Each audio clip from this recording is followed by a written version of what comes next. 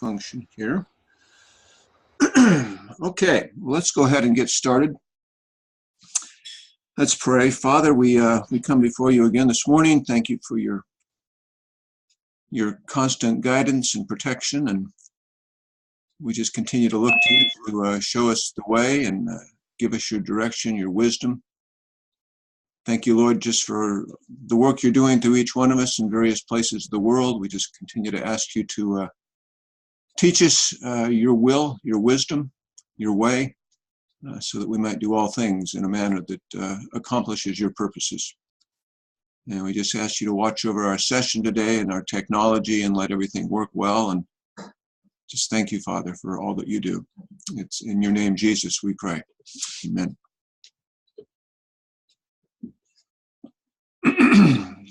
All right. Well, we are in week 6.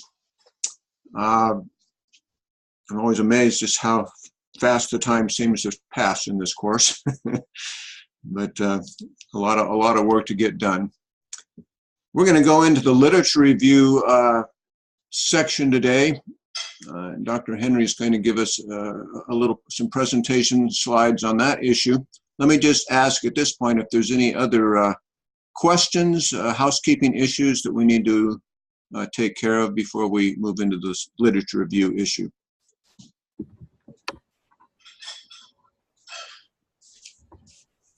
Okay, well, if you think of something along the way, that will be fine.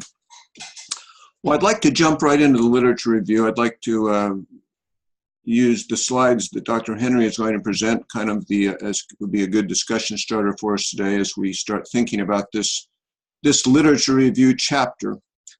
So Dr. Henry, let's go ahead and work on those slides, and we will all be listening. Okay, I'm going to share my screen.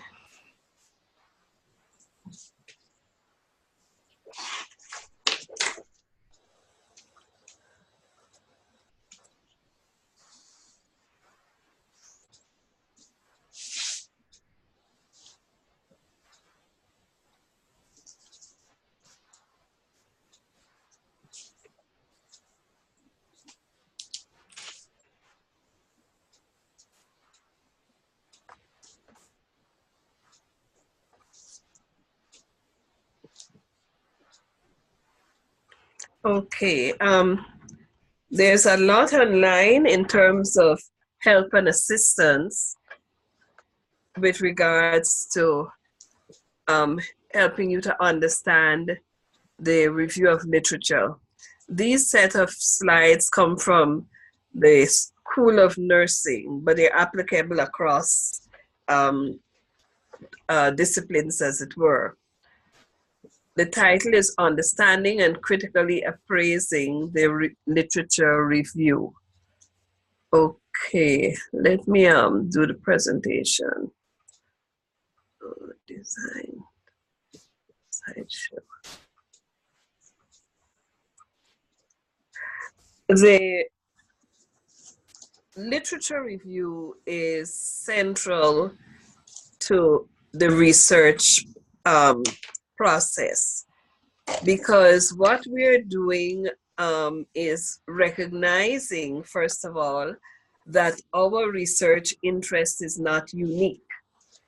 Other people have had similar interests and they have studied the issue. So you don't want to go into the research experience without a knowledge of what others have looked at in relation to your study. And one of the things that happens in the beginning stages of any research is there's a tendency for us to assume that our position or our interest is unique. One of the things students would say to me is, I can't find any literature on the topic. And we would keep pushing back and saying to students, yes, there is literature. And there usually is way more literature than you can even review. So that is the first thing you have to recognize. Now, as we go along, I'm going to talk more about what is happening when you say there is no literature, because there is a cyclical process to the looking at the literature review in the context of your research. We've started the process with having you identify your major questions of your study. However, what we have to be careful that we do not do is get so locked into the major questions of the study as you currently perceive them. You get so locked into it that if, as you review the literature, you find that you may have to review your questions, there's a tension, and you may think, well, I can't review my questions. They're set in concrete. They're not set in concrete, as it were. The questions are there to guide you in the process of doing the research. What you have to be able to do is allow the literature to speak to you. And if in the process of looking at the literature, you find that you need to revise, review, change your questions, or change your focus, that's okay. That's normal. That's how research works. But you want to be careful not to get locked into the process as a result of the questions that you started out the process with. Now, we are taking you a process-oriented course. Of course, content is very important. However, what we need to recognize is that when we start a process and have had you focus on questions, on coming up with your major questions, you have not done that as a result of much review of the literature. It's after you've identified the questions that you start to review the literature. So you have to bear that in mind, that there's a tension there that you have to work with. Come to the process with an open mind, allowing the literature to help you to reformulate your questions if that needs be. Let me stop there for any questions or observations on that comment.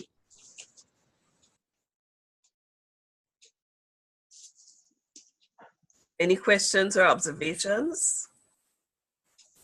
Okay. What is the purpose of a literature review? There are 4 purposes identified here, and we have covered all of them in our discussions, previous discussions. First, it identifies theoretical and scientific knowledge. The review of literature takes you into the field of research. There is a difference between a research-focused piece of literature and an opinion piece. And therefore, we're going to see later that there is a selection of the kind of literature that you need to be looking at as you formulate your study. It identifies what is known and unknown about a topic. Of course, coming into the process, you have we've talked about assumptions, we've talked about questions. You're coming in with some knowledge of the topic, but it's not much, it's not deep. Or should I say it's not deep enough for the purpose of research, so that it is in reviewing the literature, it's in reading the literature that you're going to become more familiar with the topic at hand. It identifies available evidence for use in practice, and it identifies what the current research study can add to the literature. A word of caution here.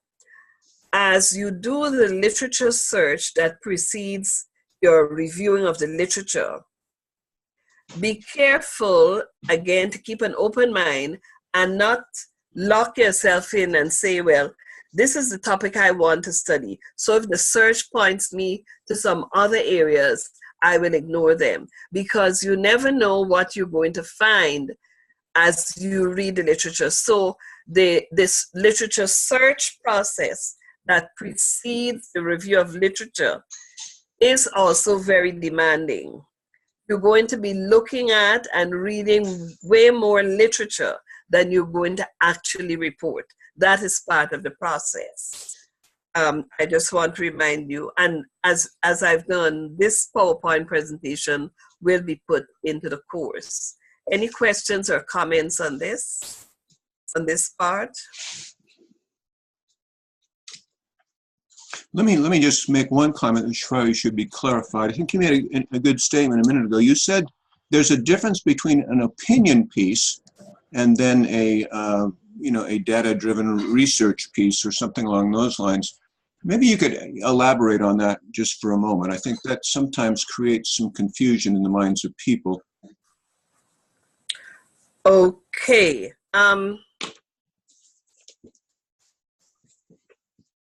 With any given topic, each person has an opinion. Let's take Melvin's topic that I know has garnered a lot of responses and interest, gentrification. We have opinions about gentrification. We have opinions, we may be positive towards it, we may be negative towards it. And that's acceptable and that's open. But when we're talking about doing research on gentrification, the kind of literature that we need to look at is research-based literature. Who has studied, first of all, we begin at the beginning. We need to define the term. We need to go in and define the term. And usually the people who define the term are people who have done the research. And the definition of the term is usually a theoretical focused definition. You're not going to find that in an opinion piece. You're not going to find that in a newspaper report. You are going to find that in the journals, in the documentation, in what those the literature that documents research.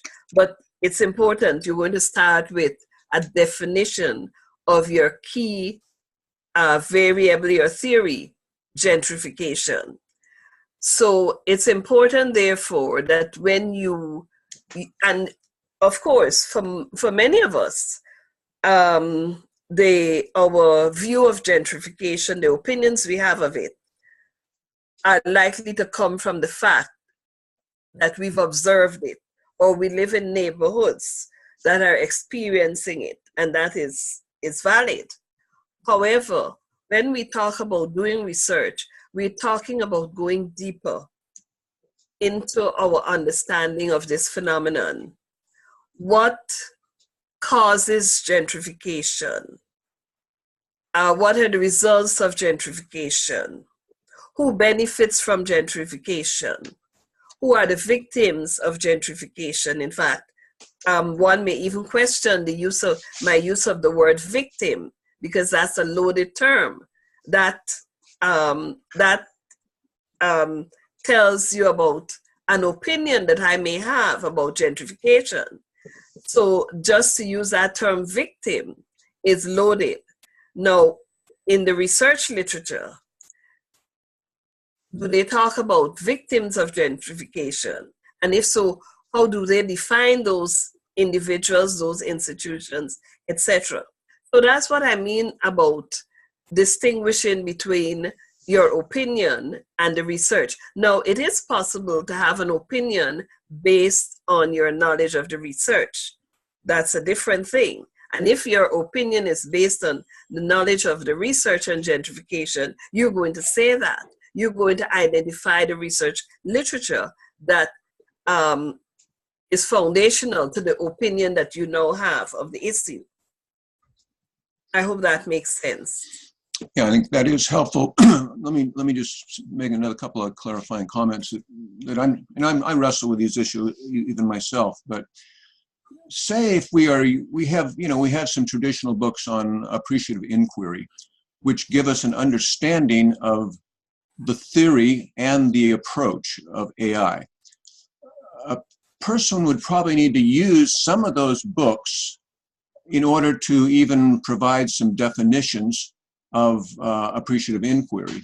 And then, a particular author may give some examples of how appreciative inquiry was used within a particular organization, a setting, etc.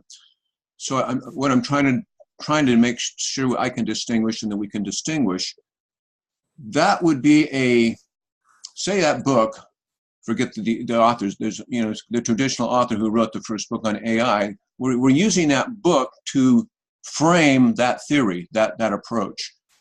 So that would be a valid piece of literature that would not necessarily be a research data driven quite as much. You see what I mean? I'm trying to, because I'm just saying there are some kinds of literature I think that is needed just to even begin to explain theories, etc., or the particular approach. And then there are other journal articles that are based on empirical studies that we also need to include within our literature. Anyway, that's kind of where I'm coming from on that issue. Okay, thank you. Anybody else?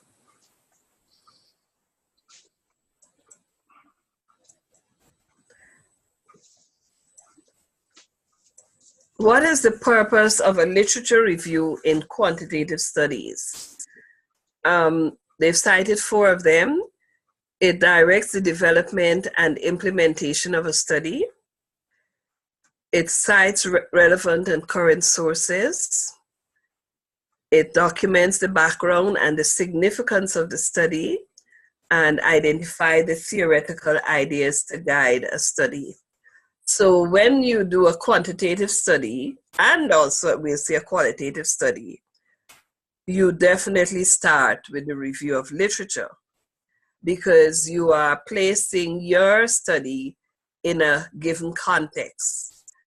And in summary, you are seeking to say, this is what other researchers have done, and this is what they have found about this issue. Now, this is what I am going to do as an extension of what has been done already in anticipation that I will add something of value to the literature in the area of interest that I will be studying. That is a way to summarize how we're looking at the review of the literature. In terms of the quantitative study and also the qualitative study, as you review the literature, you want to look at some key areas that we mentioned early in the course. You want to look at definition of terms, of course. You want to look at what are the key concepts underlying the research report. What is the method of the study? And they're different with it, both for quantitative and qualitative studies. There are different methods under the big umbrella there, but you want to look at method because it is possible that you may try to use the same method of an author who is significant in the field. So you look at methods to help you to decide what method you are going to zero into for your particular study. Okay.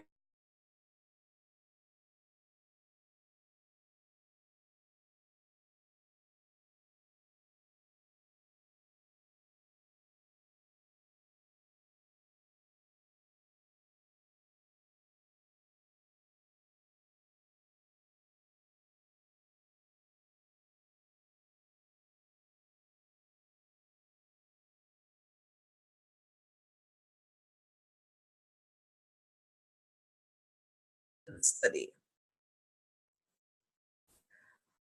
So what are the typical sources that are included in a literature review?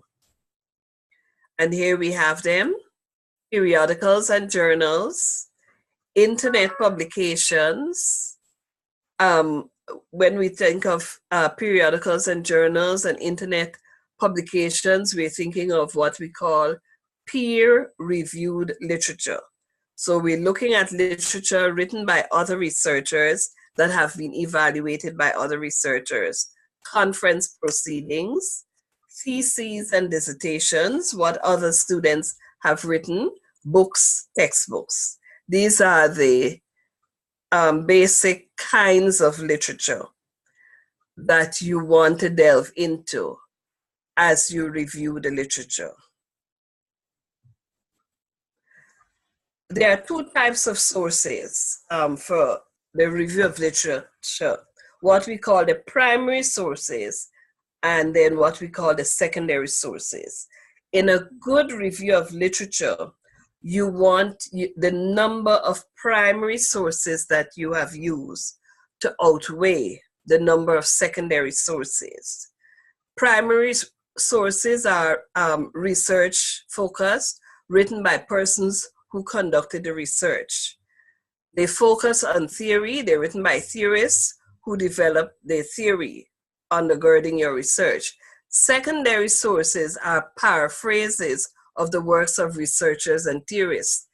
An example of a secondary source would be a review of literature. So you haven't actually done the research, but you're reviewing literature of those who have done the research. So and literature reviews are good sources to help you to focus on your particular area of interest. But you want to be careful that when you read the literature review, you use that as a way to get to the primary data, to read it for yourself. That's important. Important questions when critically appraising the review of literature. Are primary sources cited in the review? Are the references current? That's important. We usually say that you should try to use literature within a 5 to 10 year period. That rule of thumb is not necessarily set in concrete, because there are works that we call that are seminal works. That is, those works are foundational to the issue currently. Some of them written as early as the 1920s, the 1930s. If a piece of literature is described as a seminal piece, and a seminal piece is the kind of literature that has generated further research. A theory has been proposed, it has been tested, and it has been a powerful theory. And over the years, many other people are testing that theory in different contexts, etc. That's what I mean by a seminal work. So that is likely to be an older work, and it will be beyond the 5 to 10 year period. But what you want to be careful is that you're not, most of your work mustn't be old work, because the field of knowledge is being updated rapidly. And so you want to keep current in terms of your references and your understanding of the issues. Are relevant studies identified and described? Are relevant theories identified and described? Are relevant landmark studies described? That's what I call seminal studies, landmark studies. And are the studies critiqued? So you have to read the literature with an eye to these issues. You have to be able to read and evaluate as you read to see to what extent that piece of literature is going to be relevant to what you propose to do. Question, comment as I move along? I would just ask Dr. Henry, well, a couple things. One, you mentioned the there is no literature dilemma, and I've kind of been spinning on that, but by way of encouragement to others who may have been spinning on that as well. I don't know if I was holding my lips right during my search last night or what, but I actually opened up what I think is a gold mine relative to my topic. And so So it was one article I found, and it had been cited a ton. Right. So I may have found something important, but so I'm encouraged and I'm depressed all at the same time, because I'm encouraged because I now have a path to pursue regarding some research, but there's a lot of reading there. So the question I'm getting to is, and I don't know if you can answer, but how long should you think of in terms of your research effort? So there, there's the writing. So we're at this literature review. I'm one who really I'm not face down into the literature. I can speak about some of it, but there's a lot of work ahead of me. Mm-hmm. And I'm assuming that happens before you even begin to write your dissertation. Mm-hmm. So is there a window that's pretty typical to get the reading done? Is it a 3-month window, a 6-month window, a 12-month window? I have no idea what that would be, and you may not either, but I'm just curious if there's a typical. That's a good question. And you're right. The decision of that window is really the student's decision. As a student, you have a time frame that you're working with. As we work to guide you in the process, we are going to guide you to make sure that you have covered the literature in a responsible and clear way to move you along in terms of the process, because having done the literature, you still have to do the research, the chapter 3, the method, etc. But the literature is the foundational to your method, the method that you're going to use. When you're questioned about your method of the study, you are going to have to answer based on the literature. So therefore, you need to be as familiar as possible with the literature. Now, how long that takes is up to you in terms of your skill set, in terms of finding the right literature, reading it, understanding it, and reviewing it. Now, remember I said, and this is a piece that is always frustrating to students, you're going to read much more. You're going to have to read much more than you're going to literally report, right? And that, for some students, it takes a while for people to wrap their head around that piece of it. But that is the process. You're going to read more than you report. But then at the same time, you have to focus in terms of your study, and what helps you to focus, of course, are those questions that you are seeking to address in your study. So I think I've ended up confusing you much more, but that's my short, long answer. Well, no, I don't know. I was expecting a quantifiable response.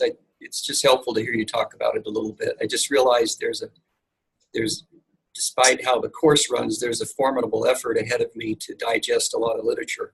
Mm-hmm. And so what I hear you saying is that it's really my decision about how long I want to take to do that, and the point at which I start to feel comfortable seeing some repetition in the conversation, Mm-hmm.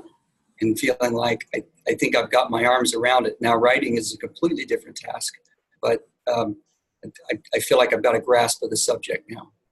Okay, good. Let me make one other comment in that regard, Anthony. At least I know people have told me that when I'm doing research on an issue, as I begin to, look at more and more articles, whatever, there's times I'll start to see some common themes repeated. Yes. And I know that I'm possibly getting to a saturation point. Okay. Yes. And so that's one indicator, I think, as you're delving into the literature. May I ask a question related to that? Sure. So I've heard you say, so you're reading a research article and they cite someone else's study. So then you go find that study, and that is getting to the very, very bottom is a long process because somebody's always citing someone else. So though we don't want to do it in excess, is it okay to at some point say this researcher is referencing this researcher who said this? Does that make sense? Yes, you may do that. What you don't want to do, remember we talked about primary and secondary sources? Right. So you don't want to overuse but we can secondary sources, right? You Right. want to, as much as possible, read the original piece Right. that you want to reference or quote from. But, Right. once But in you a while certainly it's can okay. do that. Yeah. Okay. Thank you. Okay. Another question that often comes up to me, people wonder, we have online encyclopedias like Wikipedia, and can you use Wikipedia? Right now, traditionally, Wikipedia is not accepted as an academic source, okay? Mhm. And so we've got that stated in our handbook. What you can do with Wikipedia, and I've done this, you can look at a topic from Wikipedia if if you just really need to kind of get an overview. You can kind of get an overview by looking at that. And another possible helpful some more assistance that comes from Wikipedia. If you will look at a Wikipedia article, there will always be a reference list to that Wikipedia article, which then may give you some primary sources that you can then go track down those sources that were used as as reference within a Wikipedia article, which then gives you just another lead to some possible even primary sources. Okay. Thank you, Dr. Payne. This is Lynn. I have Any, any other question, comment? Claire, can you hear me? This is Yes, I can hear you. all right. On your list there of resources was one that I had not seen before and yet will be applicable to me, and that is conference proceedings. Okay, yes, yes. Say more about that one. Yes, because what happens when you have conferences, the people who participate in these conferences usually are reading their research papers. So conference proceedings are excellent sources for primary research and also up-to-date research, because if the conference is 2018, that's pretty up to date. So that's a very powerful source for literature. Is there anywhere in particular? Anybody else? Is there anywhere? Does that answer your question, Lynn? Is there anywhere in particular that I can get more information about how to do that, or, for example, how to document it? Do you have to get the original papers, in other words, that people are presenting? That people have presented in the conference, yes. Okay. Yes. And usually conferences are held under professional organizations, some of which publish journals. So the Academy of Management, you have these different professional groups, their conferences, and oftentimes they publish their work in their respective journals. So conference proceedings are good. The APA manual shows you how to document work that you source from conference proceedings. Anybody else? Okay, we'll move on. Important questions when appraising literature reviews. One, are the sources paraphrased to promote the flow of content? Is the current knowledge about the research problem described? Does the literature review identify gaps in the knowledge base that provides a basis for the study? Is the literature review clearly organized, logically developed, and concise? Those are important questions, and also questions for you as you put together your chapter 2, the review of literature.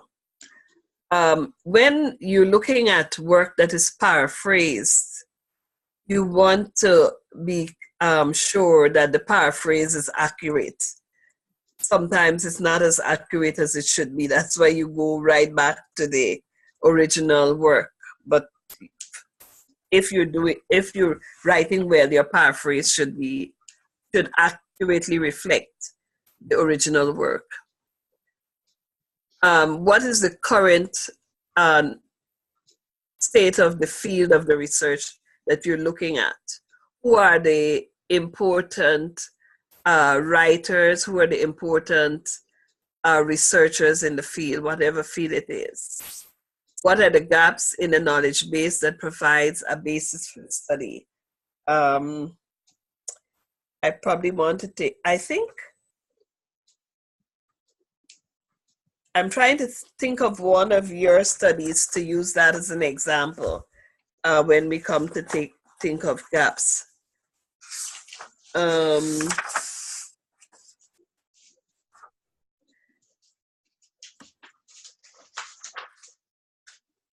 I think there's a sense in which, Lynn, perhaps you have done that when you talked about the need to change your study. I don't know if you want to share that with the class. Sure, I'm happy to do that. So for me, in trying to decide how do I adjust the variables and the audience, who's going to read this, who wants to know about this, one of the things I started out doing was saying I was going to focus on benefit corps, which basically means it's in their structure that they have to do good. It's legally mandated into their structure. But in going through the research and looking for what I want to look at is leadership development in that framework. But what I found is that benefit corps have only been around since 2010. So the fact that they are probably at this stage, only 9 years later, too small to be having a focused leadership development program, even enough employees to even be thinking about that, I decided was going to be too small of an audience, and that I needed to back up and ask some different questions, use a different pool, if you will, to survey. But the whole idea of then what I asked Claire and Bill was, okay, I'm already this far into it. Should I finish out where I'm at right now? Then when I really do the dissertation, change all of those things. So it's this real jockeying of what I'm finding as I go along and what I started out to do. Okay, and that came as a result of your looking at the literature, isn't so? That's so, yes. And that's what the review of literature does for you. As I started out the class stating, you have to come to it with an open mind to be willing to make changes as a result of what the literature is showing. Let me make one comment on that. Go ahead. One of the issues that I know I've struggled with students often, when we're working with, say, a DTL or a DMin program, we sometimes make a little bit of a distinction between, more of a scholarly degree and a practitioner degree. And I don't want to, focus on this too often, but we've been working with this quite a bit in a faculty committee. We've been looking at dissertations for the last few months. But one of, a gap for, say, a DMin or a DTL, it might not necessarily be in the creation of new knowledge, but since a practitioner degree focuses on problem solving, it could mean that you are applying existing knowledge, existing approaches to a particular context that has never been tried before within that particular context, which then provides the uniqueness for your particular project. Okay, so we've got to think about that gap issue, especially in terms of professional degree programs.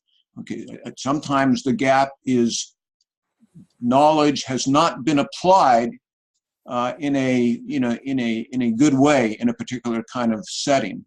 that you are investigating and will be working on how that knowledge is being applied into your particular, within your particular context. Okay. Thank you, Dr. Payne. If I can just say, Dr. Payne, to me that feels really relevant to what I'm doing, because I don't think I'm suggesting we need to invent a new wheel. I'm really exploring the application of a process from one industry to another, so to speak. Right. And has it been done? How much has it done? How needed is it? How potentially helpful would it be? So if I'm hearing you right, that's a really relevant comment for what I'm doing. Yeah, I would think your particular situation is a good example of that. As you're taking, I'm not sure what we'll call it, strategic planning, data-driven planning concepts from, say, healthcare planning, and beginning to apply those into local church situations.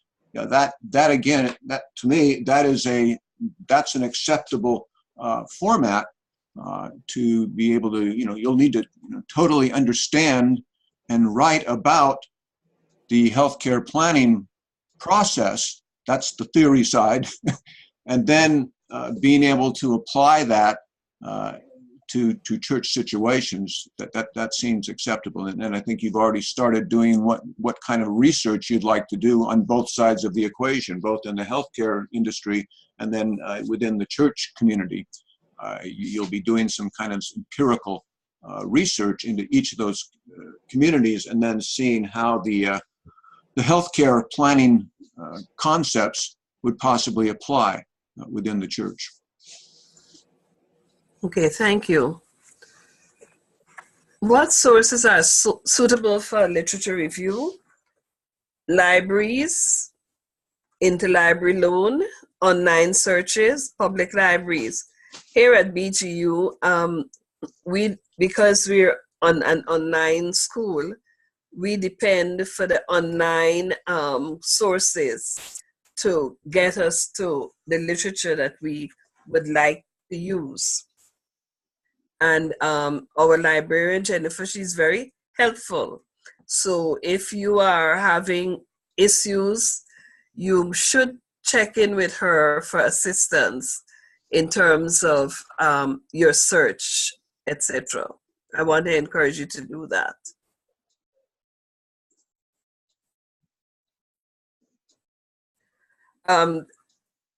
Databases, and this is especially in the context of nursing, PsycInfo, EBSCO. At this time, our institution is working towards an arrangement to get EBSCO, so that will be available later for us. But PsycInfo is another source. What I found helpful, but it depends on where you are, your context. If you have a good public library system, you may be able to access material from EBSCO. Public libraries do that. So if you're a member of a public library in your neighborhood, here in New York City, we have a good public library system. And I know I could access materials from EBSCO to the public library. So I want to encourage you to think about that. Keywords, that's an important component when we do the search for the relevant literature, and also when we think of writing the literature review. The first area is the major concepts or variables that you're going to study. And then there may be single terms or phrases that are similar to your key variable. And you may use a thesaurus to help you to identify keywords. And each keyword used should be listed in a written search plan. There is an efficient way to do your search. And that is why it's important at the beginning of the search process that you identify the theoretical framework, the key concepts that you are looking for, that you want to study, because you're going to use those as you do the search for your literature. Questions or comments on that? So one of the exercises you do is to identify look at your questions, and for each question I would say identify what's the key word or the key phrase in that question that is important to your study, and use that as a basis for your search. What information should you record from the literature search? Certainly the name of the database, the date of the search, the exact strategy you use, the number of articles found, etc. Now, one of the things that can be very frustrating when you do research, and of course the thing about research is you have to document. When you find an article that is of interest, etc., document fully and clearly everything, the name of the author, the journal, the title, etc. Because the worst thing you could do is make notes and then you don't have all the information. And when you go back over your work, you have to literally start searching again. That is time consuming. So you have to be good in terms of making comprehensive notes so that when you have to pull the article, you have all the information you need to pull that article of interest. Very important.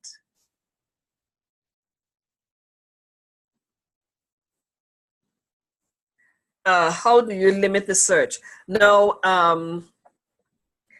when you really get into the search, you're going to find that there are not just hundreds, there are thousands of articles. How are you going to read all those articles? You're not. So you have to be able to limit your search, and there are different things that you do. Well, one way to limit your search is to look at the date. So you're looking for articles between 5 to 10 years. If you do that, that will certainly cut out a number of articles. Then you may be looking for articles from you want to be careful with context. You want to recognize the importance of context, but you want to be careful that you limit yourself so much in terms of the context that you ignore important research literature. So yes, context, you may use context to limit the number of articles that you would like to look at. But in using context to do that, be careful that you don't eliminate important research articles. So that one, I would say you have to play it by ear and be careful. Then in your search, most times I want to find the full text article because I want to be able to pull up the article right away. But sometimes you don't have full text articles. You have to follow a trail where they may be saying to you, you have to buy the article.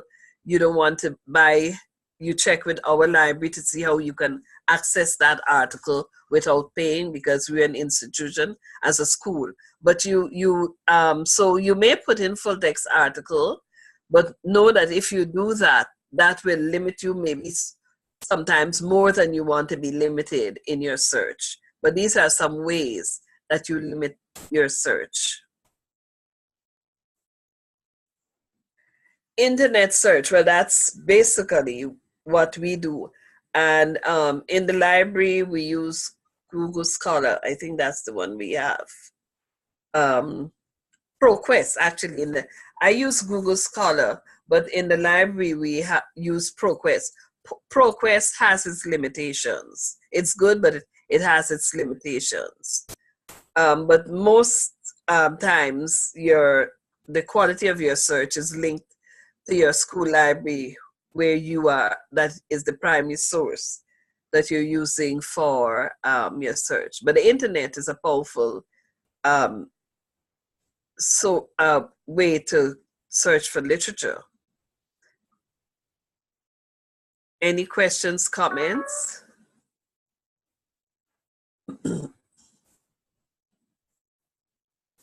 Advantages and disadvantages to information obtained from the internet.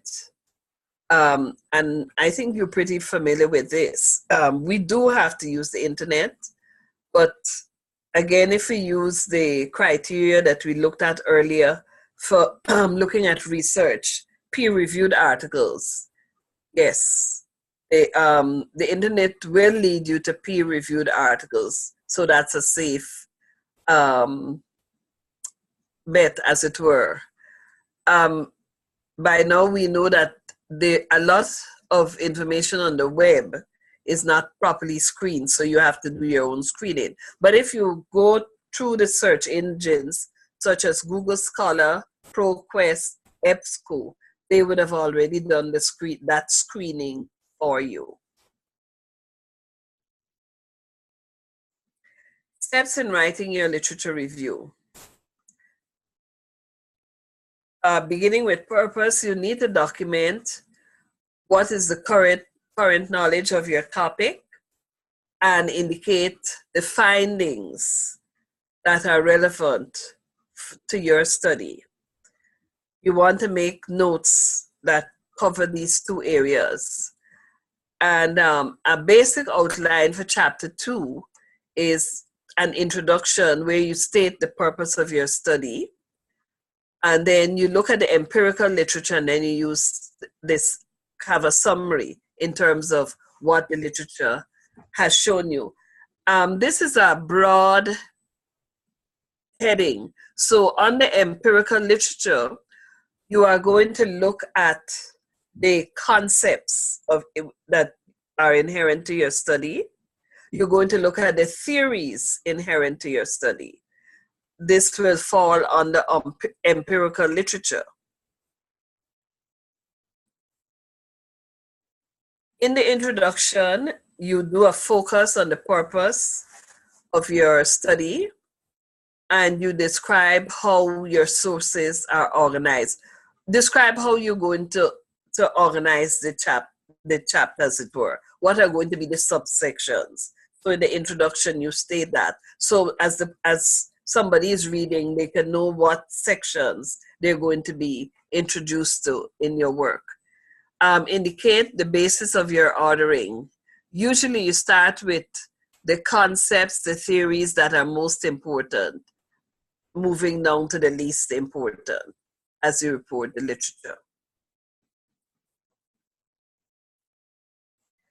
What is included in the database literature? Usually you have the quality studies relevant to the topic.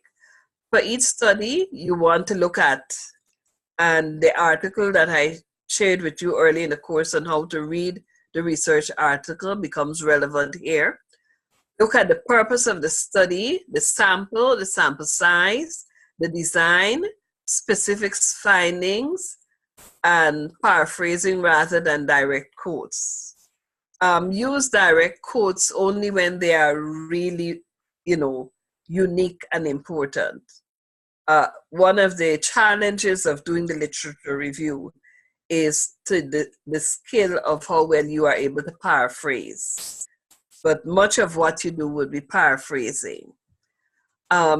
Your report should be scholarly, brief, and it should critique the study's strengths and weaknesses. Another thing you do in a good literature review is you want to compare findings across different writers and studies. That will, of course, take time because you have to first be familiar with the author before you, and then having done that, you want to compare to see if the author's are in agreement or if they're in disagreement, and you may suggest why. But a good literature review wants to make comparison in terms of the different articles that you will be reporting on.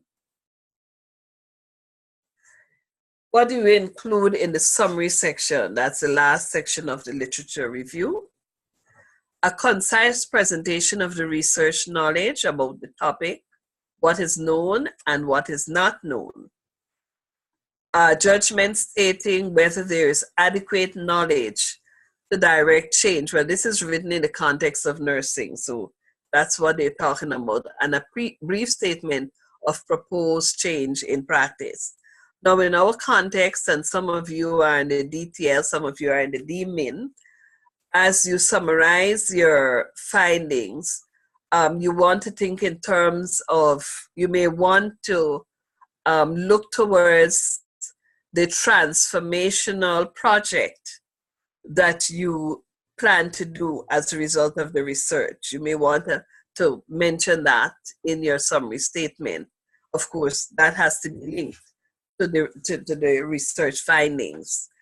And then you may want to summarize the literature and perhaps make reference to the biblical foundations or the biblical knowledge that you bring to this field of study that you're interested in. Okay? Okay, we've come to the end. Any further questions or comments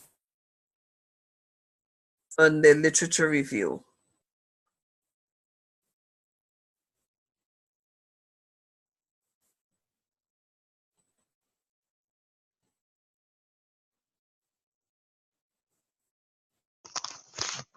Dr. Henry, this is Celicia. Yes, Celicia. I'm just inquiring, is this for the proposal and for this assignment?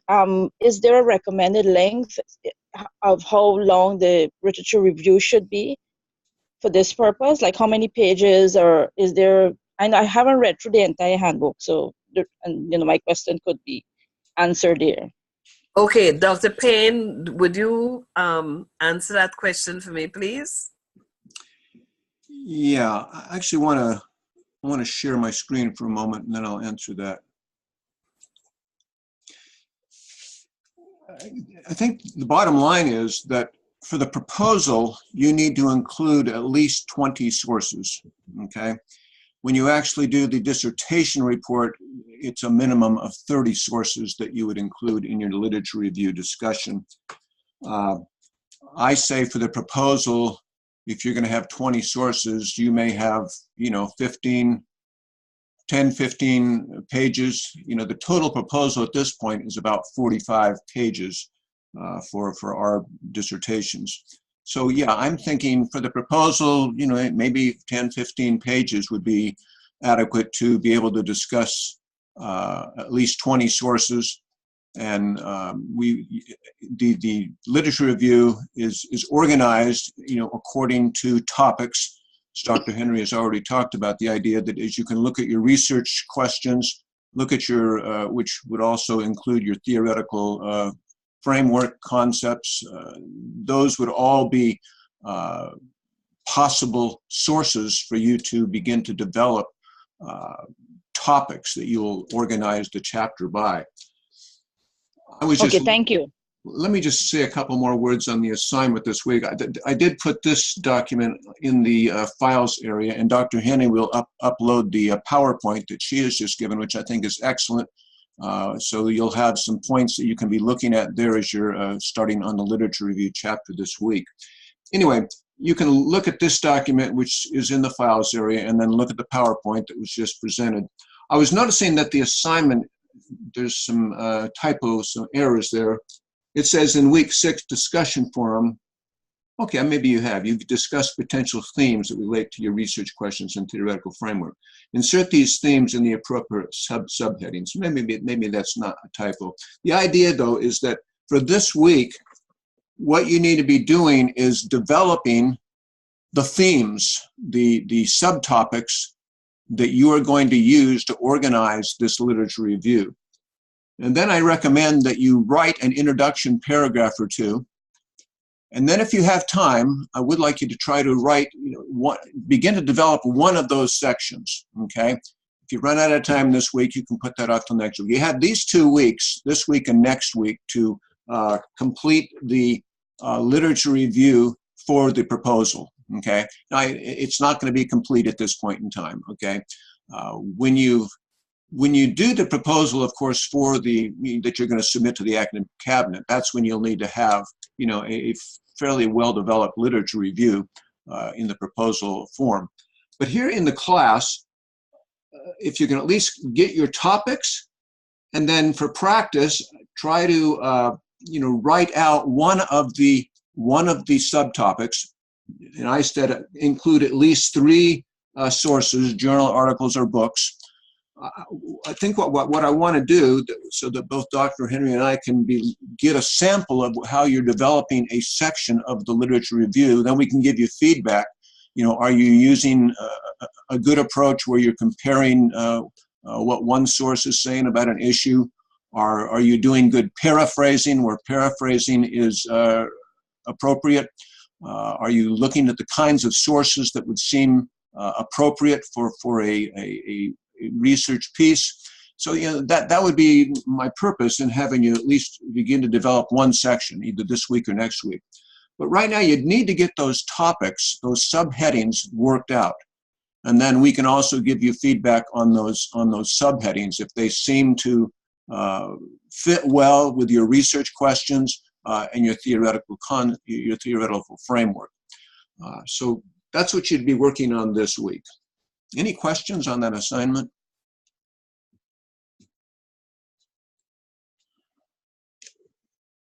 Okay. Any other thoughts or questions in general that you'd like to bring up before we end our session today?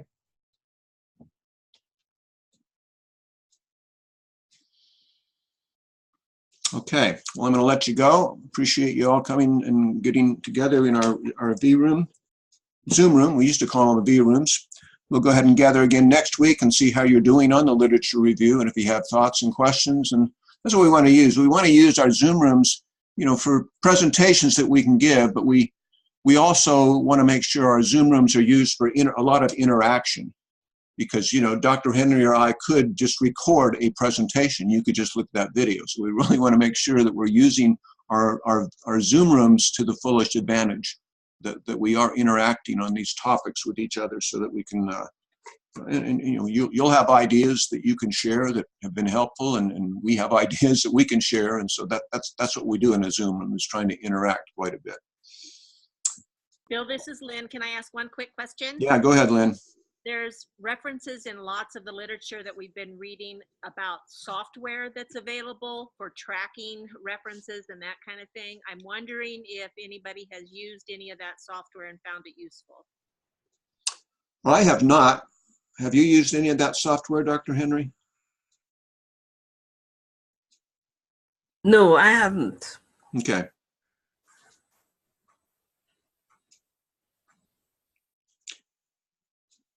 Yeah, if any of you use some software, give us recommendations if you do use any software, and we will, use those for future reference.